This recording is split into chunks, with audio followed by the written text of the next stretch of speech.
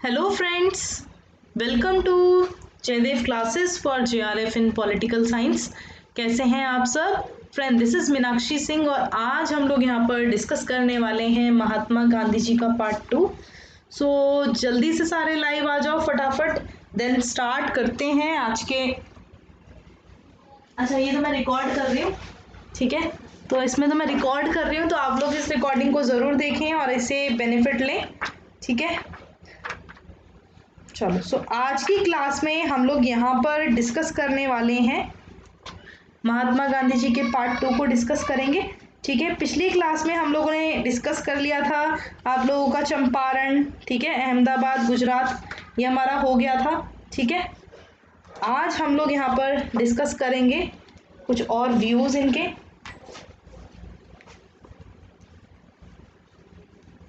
चलिए, सो ये जो आपको इमेज में नजर आ रही है महात्मा गांधी जी, ठीक है। सो आज हम इनको डिस्कस करने वाले हैं। तो सबसे इम्पॉर्टेंट चीज अगर हम देखें तो ये मैंने कल आप लोगों को बताया था 1915 में ये कहाँ आते हैं, रिटर्न आते हैं, ठीक है। 1915 में 1950 में ये भारत लौटे आए, ठीक है, मतलब रिटर्न आ गए, लौट आए।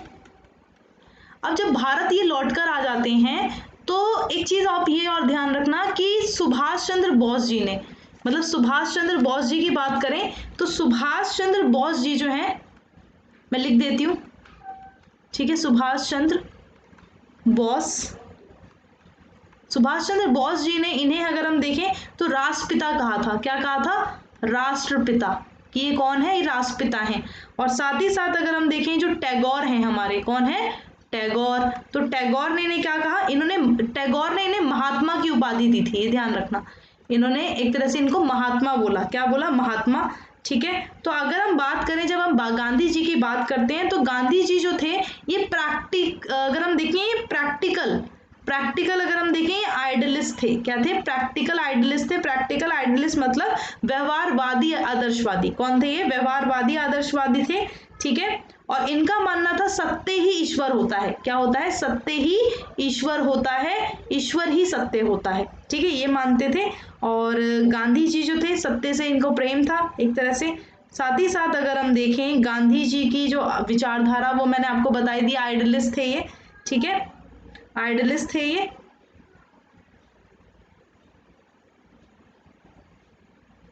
और अगर हम बात करें तो 1893 में मैंने आपको ये बताया दिया था, ठीक है, फोनिक्स और टॉलस्टॉय फर्म की स्थापना ये की करते हैं, तो मैंने आपको बता दिया था, ठीक है। और टॉलस्टॉय जो है, टॉलस्टॉय की अगर हम बात करें, टॉलस्टॉय का आप लिख लेना। टॉलस्टॉय बड़े एक नोवेलिस्ट थे जिन्होंने एक तरह से जो लिखा वो था वॉर एंड पीस। क्या लिखा था इन्होंने? वॉर एंड पीस लिखा था। वॉर एंड पीस अगर हम बात करें तो ये 1869 का था। कब का था? 1869 का, ठीक है, जिसमें गांधी जी जो थे बड़े अत्यधिक प्रभावित हुए थे इससे, ठीक है। और जो गांधी जी जो बोलते हैं ना ब्रेड लेबर का जो एक तरह से अगर हम बात करें तो ब्रेड लेबर की जब वो बात करते हैं तो ये जो विचार है इन्होंने टॉलस्टॉय से ही लिया था, तो ध्यान रखना इसका भी, ठीक है। अब हम बात कर लेते हैं गांधी जी जो थे, गांधी जी की जब हम बात ही कर ही रहे हैं तो ये ध्यान रखना ये धार्मिक और आध्यात्मिक व्यक्ति थे, बड़े ही रिलीजियस व्यक्ति थे, ठीक है, बड़े धार्मिक और आध्यात्मिक व्यक्ति थे ये गांधी जी, ठीक है, धार्मिक और आध्यात्मिक व्यक्ति थे। और राजनीतिक गुरु, अगर गांधी जी के राजनीतिक गुरु की बात की जाए तो कौन थे? ठीक है, इनके पॉलिटिकल अगर हम देखें जो इनके गुरु थे, राजनीतिक गुरु, तो वो कौन थे? गोपाल कृष्ण गोखले थे। कौन थे? गोपाल कृष्ण गोखले। तो ये इनके राजनीतिक गुरु थे गांधी जी के, ठीक है। राजनीतिक गुरु की बात करें तो गोपाल कृष्ण गोखले इनके राजनीतिक गुरु थे, ठीक है। और साथ ही साथ अगर हम देखें गांधी जी के विचारों में जब हम बात करते हैं, इनके विचारों में आपने देखा होगा सत्य और अहिंसा की बात इन्होंने की। किसकी बात की?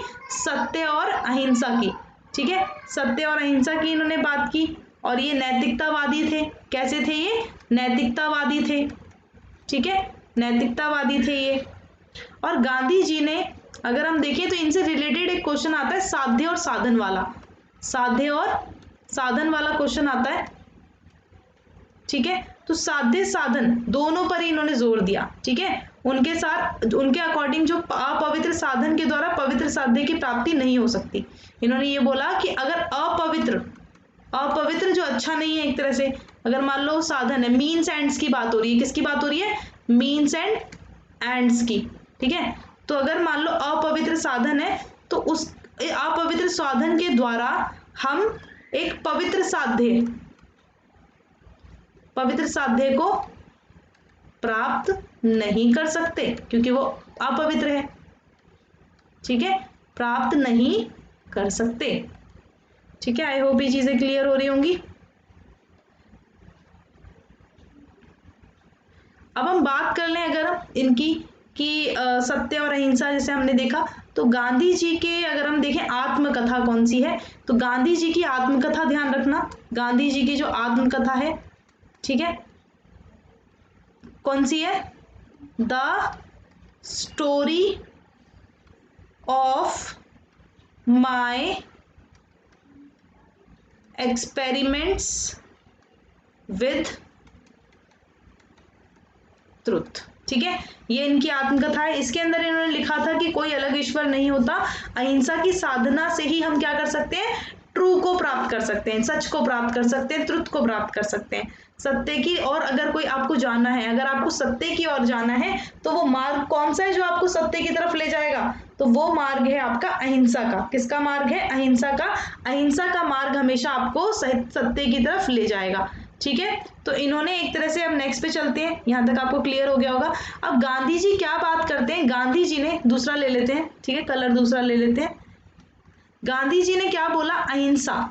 जब हम बात कर रहे हैं अहिंसा की, ठीक है, अहिंसा की बात कर रहे हैं यानी नॉन वायलेंस, ठीक है। तो जब हम नॉन वायलेंस की बात कर रहे हैं तो इन्होंने क्या बोला कि दो तरीके का होता है। कैसा होता है, दो तरीके का होता है, एक होता है पॉजिटिव और एक होता है नेगेटिव, ठीक है। एक होता है आपका सकारात्मक और दूसरा होता है नकारात्मक, ठीक है। जो सकारात्मक वाला अगर हम देखें तो सकारात्मक वाले में क्या आएगा, इसमें सारा लव आएगा, एक तरह से सबसे प्यार करना। क्या आएगा, सबसे प्यार करना, यानी हम एक तरह से हम क्या करें, प्राणी ही एक तरह से सबसे प्यार करें, प्रेम करना, एक तरह से क्या आएगा, प्रेम करना। और दूसरे में आएगा नकारात्मक वाला, किसी का मर्डर नहीं करना, यानी किसी की हत्या ना करना। नेगेटिव वाले में क्या आएगा, हत्या ना करना, ठीक है। गांधी जी की अगर अगर अकॉर्डिंग अगर हम देखें तो अहिंसा जो है, अहिंसा बड़ी इंपॉर्टेंट थी उनके अकॉर्डिंग। और गांधी जी के अनुसार जो अहिंसा का सिद्धांत है, ठीक है, वो सिर्फ किससे जीता जा सकता है, ओनली लव से, प्रेम से, ठीक है, इससे, ठीक है। और घृणा से आप कभी भी जो है, कभी भी आप घृणा से, ठीक है, घृणा से आप अहिंसा का सिद्धांत एक तरह से जो है, उन्होंने बोला अहिंसा वो सिद्धांत है जिससे आप अपने विरोधियों को प्रेम से जीता जा सकता है। अगर आप अपने विरोधियों को जीतना चाहते हो तो आप कभी भी अपने घृणा से नहीं जीत सकते उन्हें, ठीक है, ये चीज बोली उन्होंने। और गांधी जी ये भी बोलते थे, और वो बाइबल के भी बड़े समर्थक थे, ठीक है। और उन्होंने इस चीज को भी माना था कि पाप से घृणा करो, पापी से नहीं, ठीक है। उन्होंने बोला कि पाप से घृणा करो, जो पाप है उससे आपको घृणा करनी चाहिए, ना कि पापी से करनी चाहिए जिसने पाप किया है, ठीक है। और गांधी जी की अगर हम बात करें, इन्होंने अहिंसा के लिए, अहिंसा को वीरों का गुण मानते थे कि भाई वीर अगर आप हो तो उसमें आप में अहिंसा होनी चाहिए। और गांधी जी ये बोलते थे यदि हिंसा, ठीक है, हिंसा कोई चुनते, अगर कोई हिंसा को चुनता है, ठीक है, तो वो गलत है एक तरह से, ठीक है। फिर उन्होंने सत्याग्रह भी बताया, सत्याग्रह, ठीक है, सत्याग्रह अभी हम बात करेंगे या बात कर ही लेते हैं। कल मैं आप लोगों को मूवमेंट्स करा दूंगी, रॉलेट एक्ट, जलियांवाला बाग, ये सारी चीजें मैं कल आप लोगों को करा दूंगी। आज मैं इनके इंपॉर्टेंट पॉइंट्स करा रही हूँ। सत्याग्रह इनके अकॉर्डिंग क्या था, सत्याग्रह मतलब सत्य का आग्रह करना, सच के लिए एक तरह से आग्रह करना, है ना, सत्य के लिए आग्रह करना, ये सत्याग्रह हो गया, है ना। सत्याग्रह अगर हम देखें तो आत्म को शक्तिशाली बनाने के लिए व्यक्ति को सत्य, अहिंसा, ठीक है, इन्होंने 5 चीजें बताई थी और ये आपके एग्जाम में पूछी गई हैं। तो कौन कौन सी है, इन्होंने बताया सत्य, अहिंसा, ठीक है, फिर बताया अस्तेय, फिर बताया आपका अपरिग्रह, और उसके बाद बताया गया ब्रह्मचार्य। ठीक है, तो ये अगर हम देखें,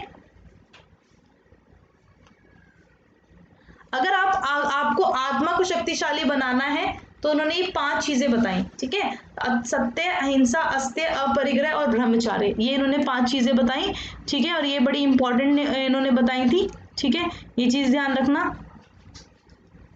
सत्याग्रह के 2 तरीके बताए थे, तो सत्याग्रह मैं कल आपको करवाऊंगी वैसे ये वाला दोबारा। ठीक है, एक तो असहयोग, नॉन कॉर्पोरेशन मूवमेंट, ठीक है, और दूसरा सविनय अवज्ञा, सिविल डिसोबीडियंस मूवमेंट एक तरह से। ठीक है, सविनय अवज्ञा। ठीक है, ये वाला मैं आप लोगों को कल करवाऊंगी। और एक चीज ध्यान रखना, हमारे गांधी जी जो हैं, गांधी जी क्या करते हैं, गांधी जी ने आधुनिक सभ्यता यानी कि मॉडर्निटी एक तरह से इन सब की क्या की है, इन सब की आलोचना की, इन सबको क्या किया, क्रिटिक किया। मॉडर्न सिविलाइजेशन है, इसको क्या करते हैं, वो क्रिटिक करते हैं। मॉडर्न सिविलाइजेशन को उन्होंने क्या किया, मॉडर्न सिविलाइजेशन को उन्होंने क्रिटिक किया। क्या किया, क्रिटिक किया। ठीक है, जब वो मॉडर्न सिविलाइजेशन को क्रिटिक करते हैं तो गांधी जी ने हिंद स्वराज में, हिंद स्वराज जो इनकी बुक है 1906 की, 1906 की। ठीक है, इसके अंदर उन्होंने जो जो मॉडर्न सिविलाइजेशन है उसकी कड़ी निंदा की थी। ठीक है, और साथ ही साथ उन्होंने रेल, वकीलों, डॉक्टरों की भी आलोचना की थी, ध्यान रखना। ठीक है, और वो ना पाश्चात्य संस्कृति के भी बड़े आलोचक थे। वो जो वेस्टर्न कल्चर होता है ना, वेस्टर्न कल्चर से समझ जाओ, तो इसके भी बड़े आलोचक थे, बड़े क्रिटिक करते थे, इसे भी पसंद नहीं करते थे, ध्यान रखना। ठीक है, अब हम बात कर लेते हैं स्वराज की। ठीक है, अब हम बात कर लेते हैं स्वराज की। ठीक है, और भी चीजें मैं आप लोगों को कल बताऊंगी। तो गांधी जी का मूल उद्देश्य क्या था, स्वराज की प्राप्ति करना था। स्वराज मतलब एक तरह से, जिसका मतलब स्वशासन, सेल्फ रूल, इसका मतलब क्या होता है, सेल्फ रूल। तो शासन पे भी क्वेश्चन आया हुआ है आपके पेपर में, NTAGC नेट में पूछा हुआ है। ठीक है, तो इसका मतलब क्या होता है, सेल्फ रूल होता है, यानी स्वयं पर शासन करना। तो ये एक तरह से अगर हम देखें स्वराज, अगर हम देखें तो तिलक ने भी स्वराज के बहुत सारे अर्थ बताए थे। उन्होंने भी बोला था ना, तो एक धर्म या प्रजाति के लोगों पर समान धर्म प्रजाति के लोगों का शासन स्वराज है। ठीक है, तिलक ने स्वराज का प्रयोग डोमिनियन स्टेट के रूप में किया। तिलक क्या करते हैं, डोमिनियन स्टेट की बात करते हैं ना, तो वही चीज। ठीक है, उसके बाद हम लोग देख लेते हैं सविनय अवज्ञा, मैं कल आप लोगों को बताऊंगी। ठीक है,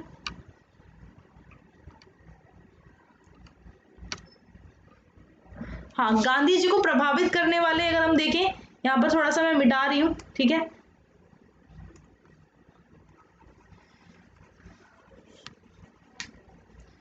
प्रभावित करने वाले लोग विचार देख लेते हैं, गांधी जी को जो प्रभावित करने वाले विचार हैं। ठीक है,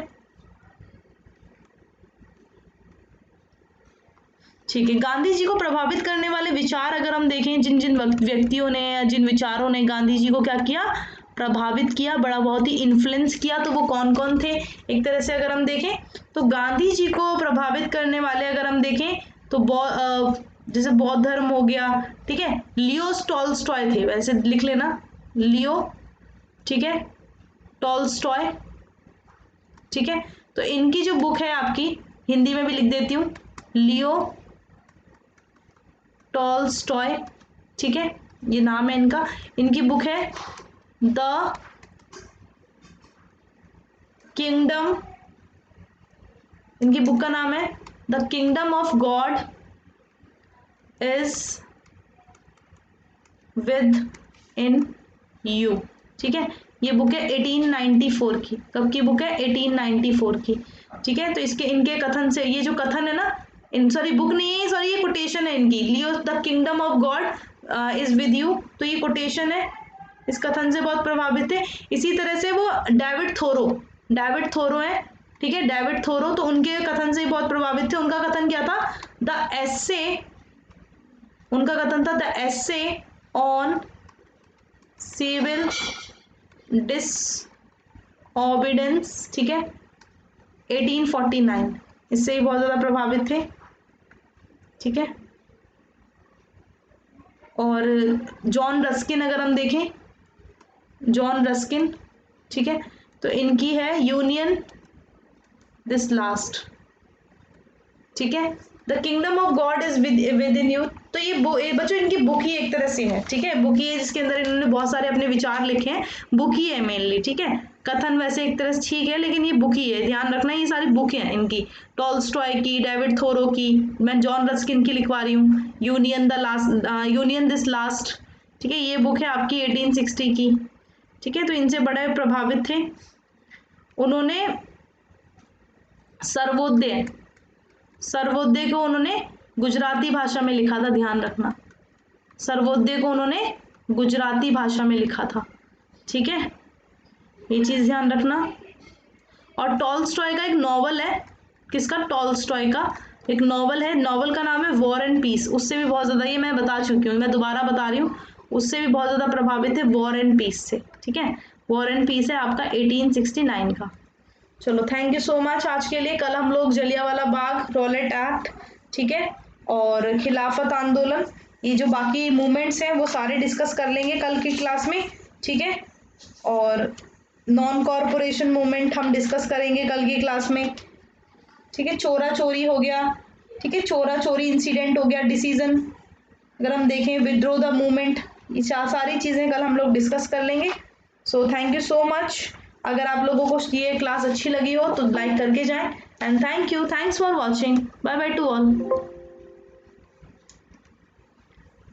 जिन बच्चों ने अभी तक हमारे चैनल को सब्सक्राइब नहीं किया है तो वो चैनल को सब्सक्राइब करें, बेल आइकन को प्रेस करें, इससे नोटिफिकेशन आएगा। Thank you and thanks for watching.